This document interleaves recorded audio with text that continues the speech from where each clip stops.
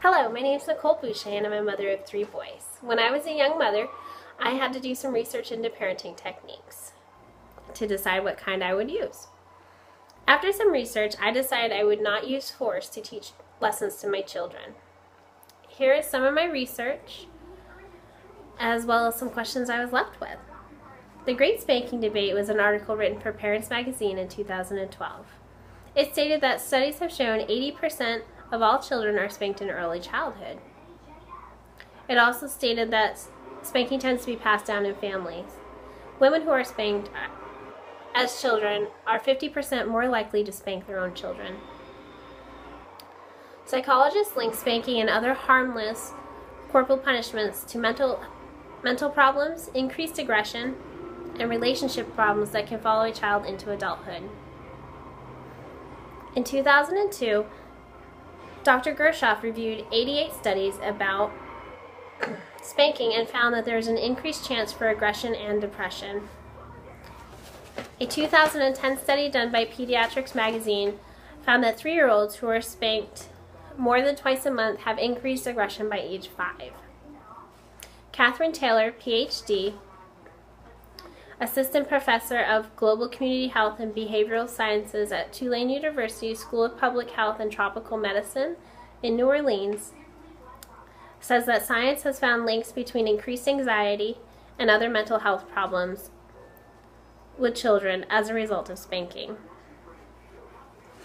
The evidence I have found in my research quoted a lot of percentiles as 50% chance of increase in negative behaviors and mental problems.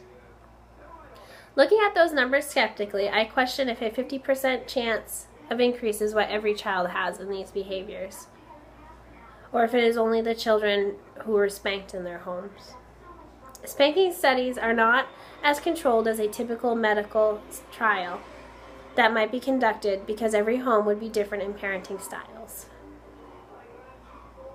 The questions I have are, was there also verbal abuse in these homes that did spank or didn't spank?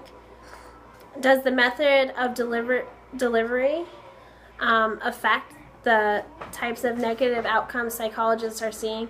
Did a parent use a hand or a belt or some other object? How many of the cases were physical abuse cases? What are the long-term effects of alternate punishment styles? Are there any strengths seen in children and adults who were spanked versus children who were not? And lastly, do children who are not spanked respect authority more or less than the children who are? A study that addressed these questions I feel would be more convincing, showing that the negative effects of corporal punishment could come from a healthy home as well as a neglectful home. Presenting data that measured for the arguments of pro-spankers, such as the respect for authority, would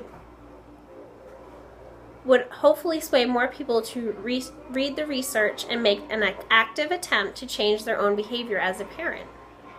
Ending the cycle of spanking will take incredible amounts of research, education, and parents who want to make a change. In conclusion, I have been convinced that spanking breeds spanking, and the valuable lessons a parent may think they are teaching are not worth the price of our children's future within society and their own skin.